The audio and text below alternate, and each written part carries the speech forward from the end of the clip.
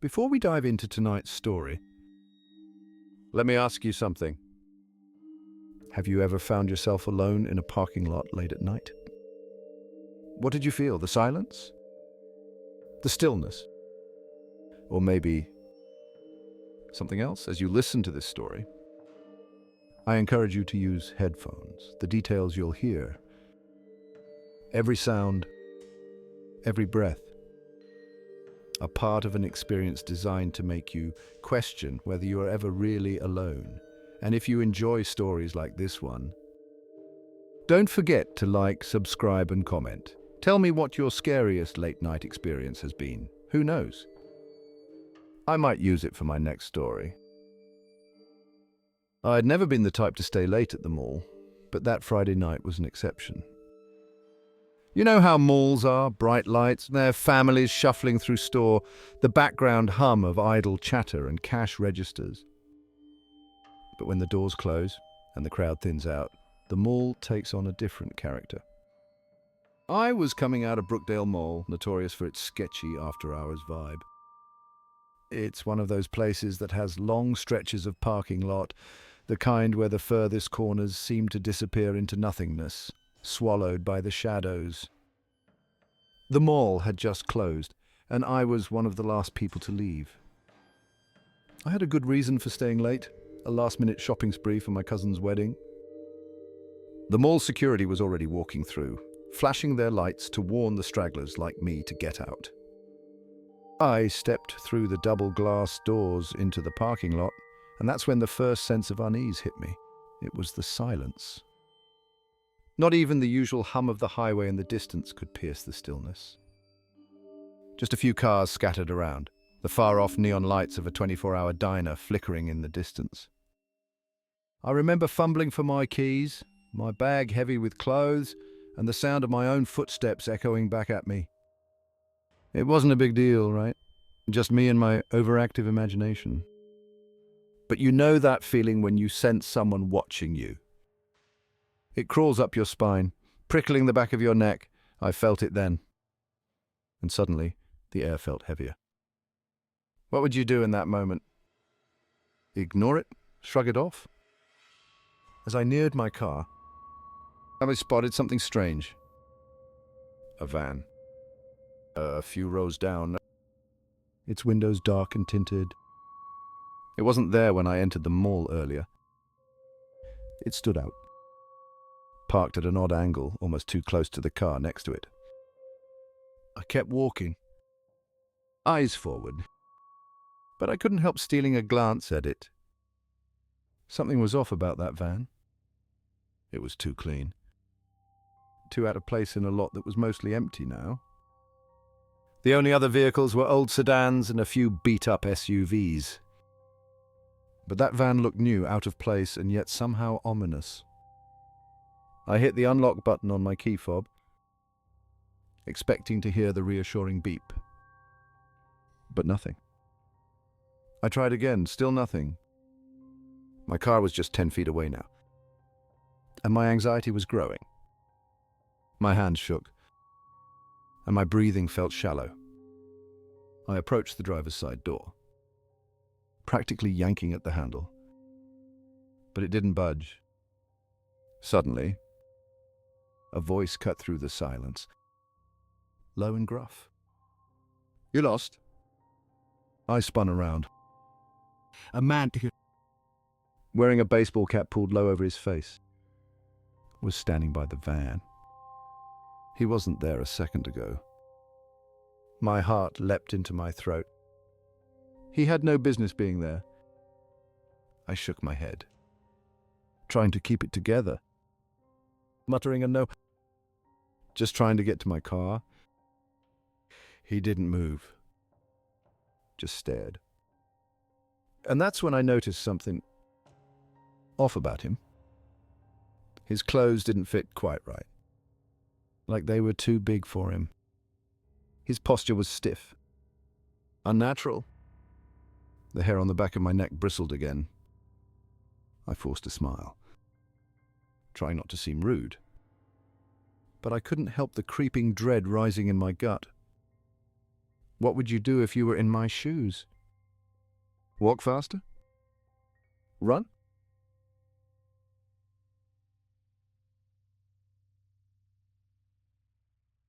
I turned away from the man and frantically dug through my bag for my keys.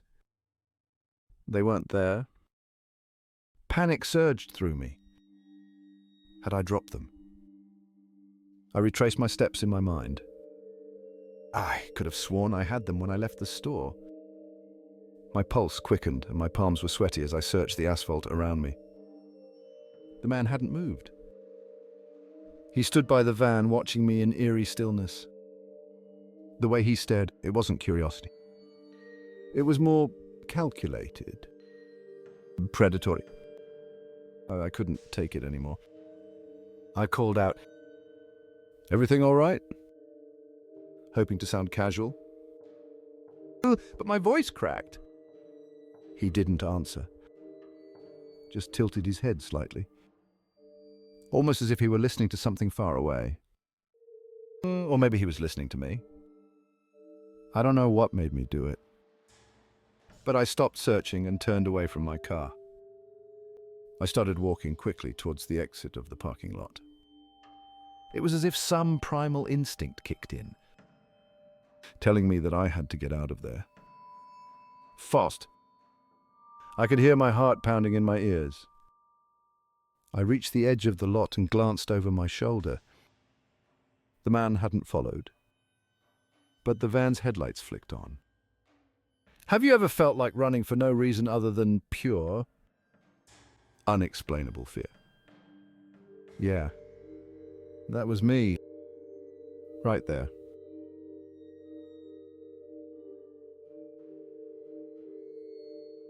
I was halfway across the parking lot now, almost at the street. There was a gas station in the distance, just a short walk away. But it felt like miles. I was about to break into a full sprint when I heard it. The rumble of an engine. The van was creeping forward, crawling across the lot. Following me, headlights off. I didn't even think, I just ran. My feet pounded against the pavement, my breath coming in ragged gasps, as I made a beeline for the gas station. But the van's tires squealed, and I heard it gaining on me. I don't remember screaming. I just remember the sudden wash of headlights flooding my vision, the roar of the engine getting closer. I darted between two parked cars, my body moving on pure adrenaline. My mind was racing. Where could I go? My car was locked. My keys were gone. And this guy was clearly hunting me. I could hear him, his footsteps now. Not far behind.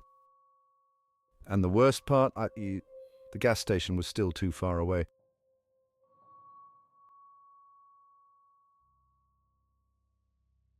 I heard the van door slide open behind me. I was close enough to catch a glimpse of it in my peripheral vision, dark, yawning, like a black hole waiting to swallow me whole. And there was another man standing just behind the driver's seat. He looked even worse than the first, a gaunt face, pale and twisted with some kind of sick glee.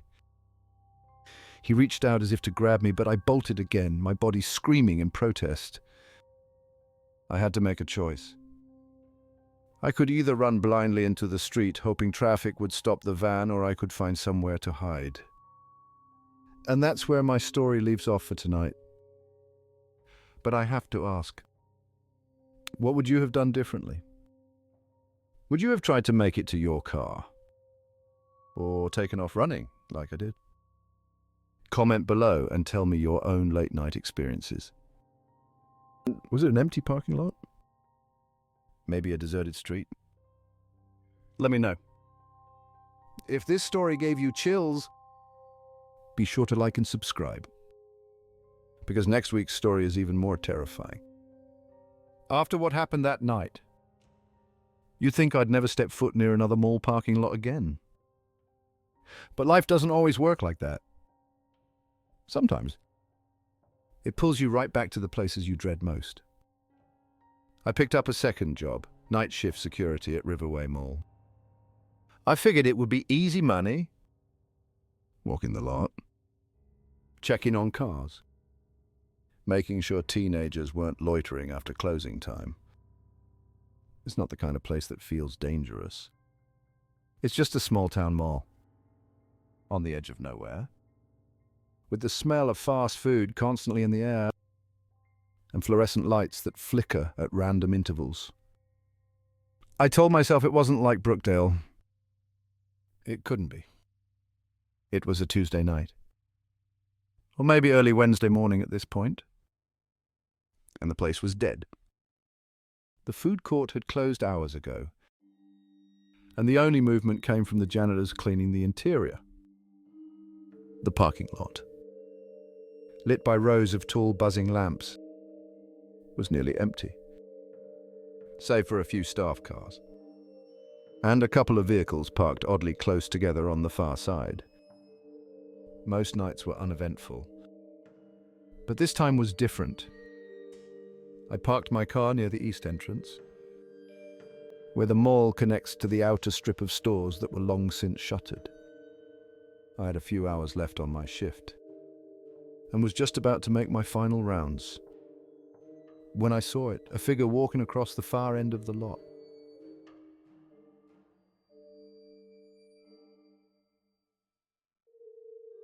I grabbed my flashlight and stepped out of the car, feeling the cool night air hit my face.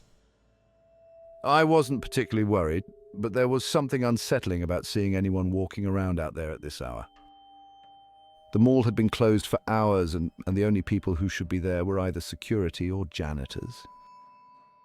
I radioed in to see if anyone had reported a late shopper or a car that had been left behind.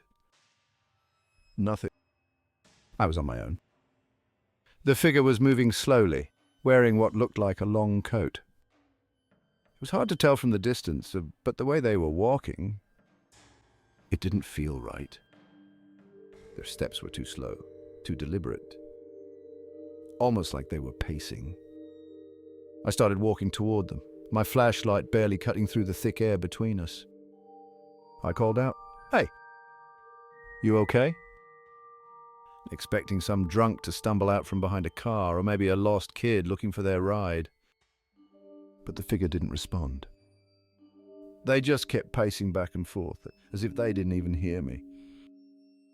Have you ever had someone ignore you like that?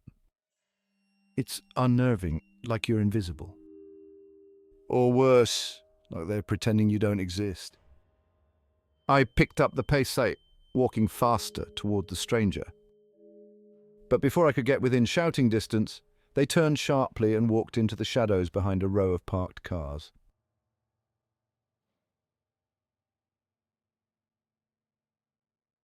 I reached the row of vehicles where the figure had disappeared. There were 3 cars parked close together. An old Buick with a faded paint job, a white minivan, and a pickup truck that looked like it hadn't been moved in days. I circled around the vehicles, shining my light through each window. No one was there. No movement, no sound. The air felt thick, almost too quiet. I bent down to look under the cars. Nothing. My heart started to beat faster, a tight knot forming in my stomach. Something wasn't right. I could still feel eyes on me. That same prickle I'd felt in Brookdale, but I was completely alone. Or so I thought. What would you do in that moment? Walk away? Call for backup? Or would you keep looking? I should have walked away. I should have gotten into my car and driven home right then. But I didn't. Instead, I opened the door of the van, half expecting to find someone crouched inside, hiding. But the interior was empty. Except for one thing. A single crumpled up piece of paper on the passenger seat. I reached in, grabbed it and unfolded it under the dim beam of my flashlight. There was just one word, hastily scrawled across the page in thick black ink. Run!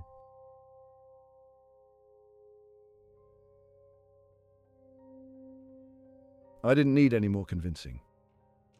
I turned on my heel, ready to get the hell out of there, when I heard it. Footsteps. But not mine. At first it was faint, a slow shuffle coming from behind me, like someone dragging their feet across the pavement. I froze, my breath catching in my throat. The footsteps grew louder, closer. And this time I wasn't imagining things. Someone was walking toward me. I whipped around, shining my flashlight in every direction. But there was nothing. No one. Just rows of empty cars and the far-off hum of the highway. I could still hear the footsteps, though, steady and relentless. My pulse quickened, and my palms began to sweat. I backed up slowly, on eyes darting between the cars, waiting for something to jump out. The footsteps echoed louder, closer still. But I couldn't see a damn thing. Have you ever heard something you couldn't see? What do you think it was? I backed up further, nearly tripping over the curb, and that's when I saw it. The figure. It was standing at the far edge of the parking lot now, just standing there. But this time, there was something different. It wasn't pacing anymore. It was just watching me, motionless, as if it had been waiting for me to notice it. And then just to suddenly see, it started running toward me.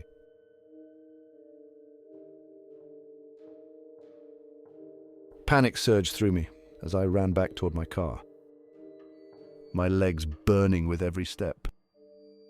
I could hear the figure's footsteps behind me, fast and erratic, closing in. I fumbled with my keys, trying to unlock my car door. My hands were shaking so badly I dropped them. I bent down, frantically grabbing at the keys. When I saw something strange, something that made my blood run cold, the van. The same one I'd just checked. Its headlights were on now and the engine was rumbling. But there was no one inside. The door slammed shut with a deafening thud. And the van started to move, slowly at first, then faster. As if it were driving itself, making a beeline straight for me. I barely managed to dive out of the way as the van tore past, tires screeching against the pavement. It stopped just a few feet ahead, its rear doors swinging open violently, as if inviting me inside. And that's when I heard the voice, low, gravelly, whispering from the shadows, "Get in." I ran. I didn't look back. I didn't stop until I reached the far end of the parking lot. Panting, heart pounding in my chest. When I finally turned around, the van was gone. The parking lot was empty again. Silent except for the distant hum of the highway. Was the figure real? Or just a product of my imagination? Have you ever had a moment when you couldn't tell what was real? Comment below. And tell me your stories. Did the van have someone inside? Or was it something else entirely? Let's see what you think in the comments. And if you thought this story was intense, wait until you hear what happens next week. Trust me, it only gets darker from here. It was a different mall this time. But somehow, everything felt eerily familiar. I was at Silver Oaks Plaza. A quiet, a nearly abandoned shopping centre on the outskirts of town. You know the type, half the stores are boarded up, and the few that are still open have more employees than customers. I wasn't there to shop. I was picking up a friend after his shift at a shoe store inside.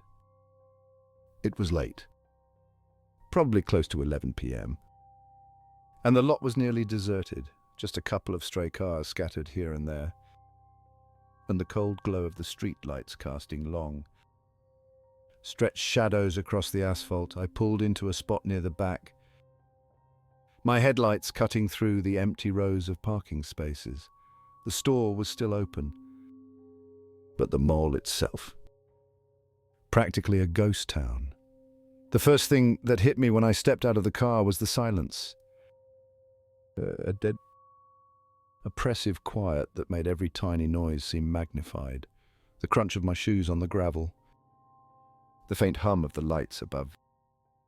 It was like stepping into another world, where even time seemed to slow down. I checked my phone, half expecting a message from my friend telling me he was ready. But there was nothing, just silence and the occasional creak from the empty buildings around me. That feeling of being watched, of not being alone, crept back into my mind like a bad dream that refuses to fade.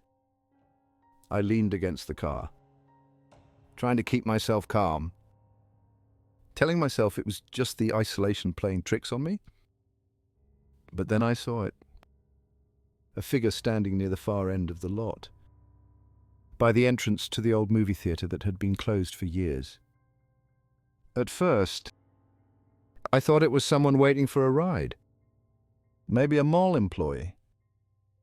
But as I squinted through the darkness, I realized something wasn't right. The figure wasn't moving. They just stood there, perfectly still, facing away from me, as if they were staring at the darkened building in front of them. I should have looked away, gotten back into my car, and waited for my friend. But something about the figure held my attention, like a strange magnetism I couldn't shake. I kept watching, expecting them to turn around, to move, to do anything. But they didn't. They just stood there, like they were frozen in place.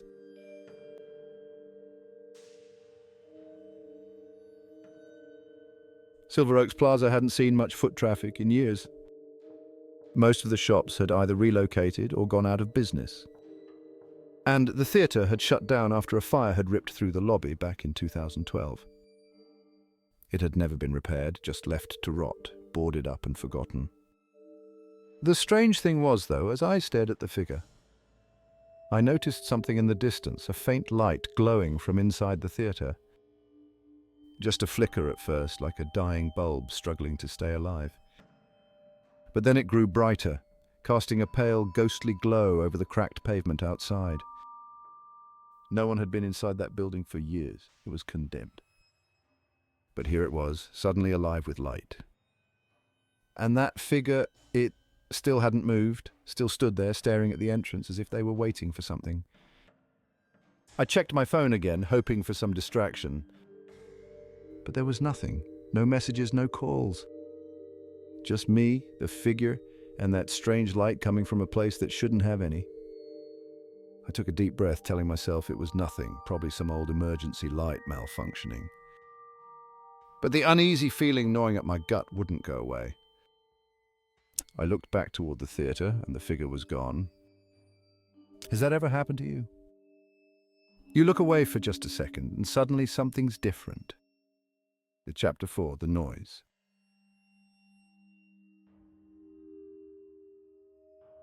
The quiet lot now felt suffocating. The silence broken only by the faint buzzing of the parking lights above me. I opened the door of my car, ready to wait it out there. But then I heard it. A low scraping sound, like metal dragging against concrete.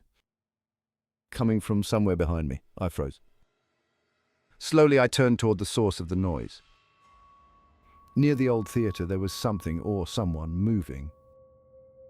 A figure was crawling out from underneath a car, its limbs jerking awkwardly as it pulled itself into the open. I couldn't make out any details at first, but as I stepped closer, my flashlight caught the gleam of something metallic in its hand. It looked like a long, thin rod, and they were dragging it behind them. The tip scraping against the pavement with that awful, grating sound. But the worst part wasn't the sound or the figure itself. It was the way they moved, slowly, deliberately, almost like they were testing their body. They weren't crawling in any normal way. Their arms bent at unnatural angles, elbows twisted inward as if their bones were broken. Every movement was wrong, like watching a puppet with tangled strings. I took a step back, feeling my heart race in my chest. The figure stopped, lifting its head slowly, turning to look in my direction. The figure's face was half hidden in the shadows, but the eyes, they were unmistakable, wide, empty, glowing faintly in the dim light, almost reflecting back at me like an animal caught in headlights. They stared directly into mine, as if they could see straight through me. I don't know why. But I couldn't move. I couldn't look away.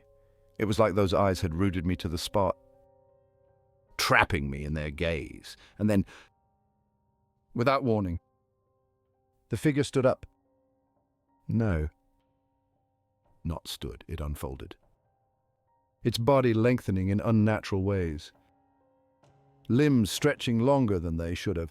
I heard the sickening pop of joints as it straightened.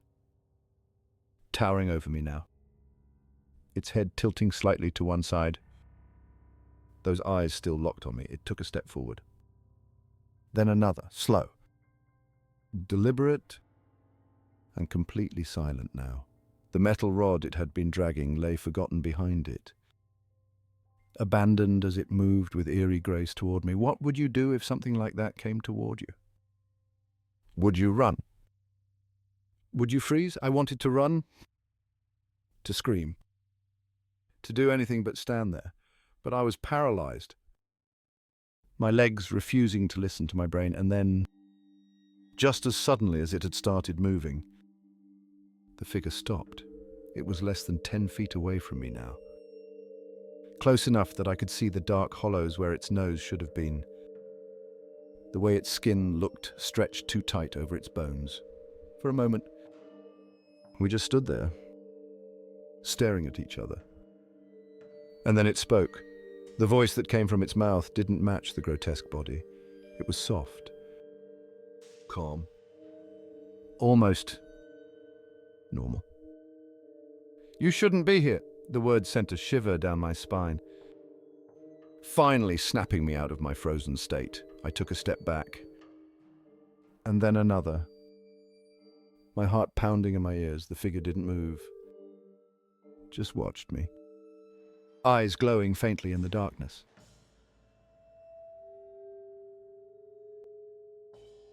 I didn't think twice. I turned and ran, sprinting across the lot toward the safety of my car. My hands fumbled with the keys, shaking so badly I nearly dropped them. When I finally managed to get the door open, I threw myself inside, locking it behind me. For a moment, I sat there, panting, staring out at the empty lot. The figure was gone. No more scraping sounds. No more glowing eyes. Just the cold, empty parking lot stretching out in front of me. But then, from somewhere behind the rows of darkened shops, I heard it again. That low, metallic scraping. Slowly, steadily growing louder. Have you ever heard something that just didn't feel right? Have you ever seen something you couldn't explain? I want to know your stories. Drop them in the comments below and tell me what scares you the most. Because this story, it's far from over.